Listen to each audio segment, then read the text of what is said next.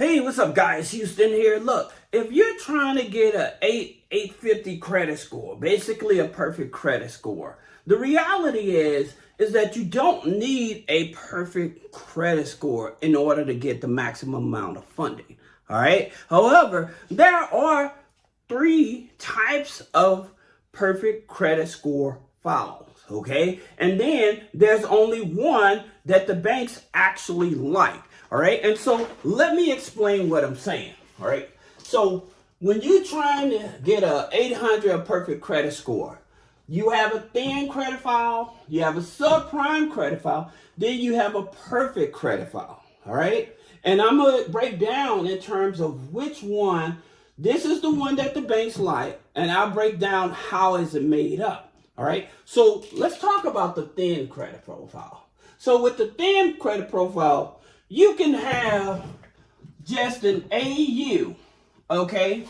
And this it's the equivalent of 800, 850, okay?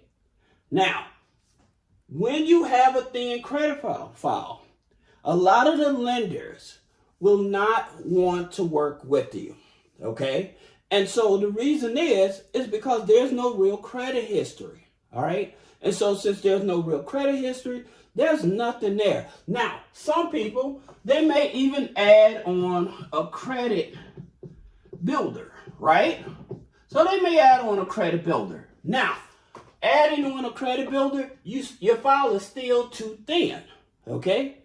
Now, in terms of why this here is your most dangerous file, the reason is because a lot of people would assume because I have an 850 credit score with this, that the banks will give me money. And like I said, they're going to deny you, all right? Because you don't have nothing there, all right? You don't have enough history, all right? Now, let's build up, okay? Then you have your subprime file, all right? So with your subprime file, this is the one that, unfortunately, a lot of people that don't understand credit, okay, they jump right in, and so they get all these different subprime accounts, okay? So you may get a credit strong account, okay? Now, this here alone, this here can destroy your credit. And let me explain to you why. Most people, they think of credit strong. They're like, oh, let me get this here credit line from them. Yeah, they'll give you a 30,000 account. However, because it's maxed out, it's destroying your DTI, your debt to income ratio. Now, to be transparent, I'm an affiliate of Credit Strong. But one of the things, because I've been in the industry so long, I always tell people, if you're going to deal with a product like this, you do not want to go over $5,000, okay?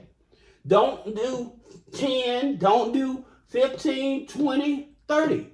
Do not do those. I'm telling you, you're destroying your DTI, okay? And this is going to keep on suppressing your credit score until it's paid down. So that's the reason I say you always go with the smallest amount, all right? Now, you also have like your other credit builders, right? So when you have those other credit builders, by having those other credit builders, this is what you're creating a subprime file, okay? And so, and you would have maybe about 5 or 6 of them. You would have like cred.ai that'll give you like a $1,500, right? Or you may have a chime, or what is that other one? You have to excuse me. I've been doing a lot of talking, but you know what I'm saying. You have multiple credit builders, okay? And so when the banks see that all you have is credit builders, this is also dangerous, all right? Now, some people may have an AU. Some people may go overboard and they may get 3 or more, right? 3 or 4 AUs. This is also dangerous. The maximum amount of AUs you need on your credit profile is 2, okay? Now, again, you hear people say authorized users do not work. That's not true. The reason it's not true, look at the logic. Why do banks continue to tell you add your friends and loved ones onto your account as an authorized user to help build up their credit? That's the logic. So when you hear people say authorized users do not work, they're expressing their ignorance because they're not paying attention. All right? Now, when does an authorized user not work? Okay? Let me explain. If you're going after a FICO 8 institution, then that AU will not be calculated. Okay? So like with Chase Bank, Amex and stuff like that. Now, here's the interesting thing about it. With Amex, if you have their authorized user, then you're in their database. This can help in terms of helping you being approved.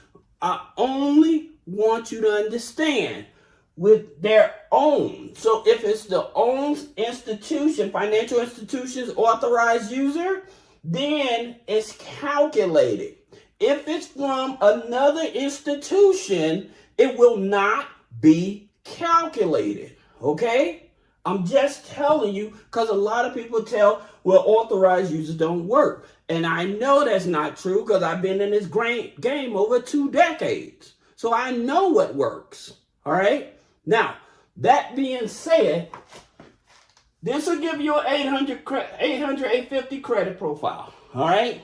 But it's too thin. This will give you an 800 to 850 credit profile. However, it's a subprime credit profile. So when you have a subprime credit profile, you cannot expect, especially with your traditional banks, okay, with your major banks, when they see this here, they're going to lowball you in terms of whatever they give you. This is the reason why you're going to keep on getting those $300 to $500 credit limits because you have a subprime credit profile. Now, Capital One may be the exception. However, Capital One is a subprime factor in terms of funding. They focus on people with subprime, but not with your other major banks. If you have a subprime, they're going to count it against you, okay? This is the reason why people get so upset when they go and join U.S. Bank, and U.S. Bank only give them $500 because you have a subprime profile and you don't have a relationship. That relationship means everything, okay, with a financial institution, especially in these days and times. Now, let's talk about the perfect credit profile to get an 800 to an 850 credit score, all right? This is where the game changes. You want high limits, this is what you have to do, all right? One, if you can show a paid off mortgage, okay, or long rental history, all right? That's number one, okay? This shows stability. Now, again, we offer paid off mortgages. The only thing about it is that our paid off mortgages only report to Equifax. We're working on TransUnion at the moment. Now, again, having a paid off mortgage or long credit history, rental history, is a determining factor, okay, because it shows stability. Another thing that shows stability, because you're at the same address as what they're looking at. How long you been at that address, okay? A lot of your fintech, when they're giving you funding and stuff like that, a lot of your fintech, instead of calculating the credit score, they actually will calculate how long you've been at your job, how long you've been at your place of residence. Okay, this is a factor. All right. Now, you can have student loans, or you want to have some type of unsecured loan. All right, on it. So, or a secured loan. You can have either both. So, like, you know how people go over to Navy Federal and they get a pledge loan? Okay, that pledge loan helps you, okay, because it's showing stability. All right, when it's a pledge loan or a secured loan from coming from a main institution, it works. Also, a secured credit card, okay? A secured credit card in the secured loan is stronger than these credit builders, all right? So that's also something that a lot of people are not realizing. The secured loans, secured credit cards coming from institutions like Navy Federal, Department of Commerce, or something like that, those type of trade lines are stronger than your credit builders, all right? So if you're thinking about trying to revamp your credit and build it up the proper way, that would be the basic steps in terms of trying to build it up, all right? Now, another thing is having at least 4 primary credit cards, okay? 4 primary credit cards, and making sure that the utilization stays under 10%, okay? So at least 4, all right? Now, I'm gonna tell you this. What some people do back over here on the subprime, they would probably go get a department store card and they add that on. These have no benefit. The only department store card that I would tell people to get, and it's just in case of emergency, is the Home Depot store card. And the reason is because you can actually liquidate that card to help pay bills or whatever, right? Because you can actually liquidate that one. And I made a video in the past showing you exactly how to liquidate that card, all right? Now, you have your mortgage, your rental history, your starting student loans, you have your unsecured loans, you have a secured credit card, and 4 credit cards. That's the type of file, you know. You can even have a car loan. Now, let me explain this to you, all right?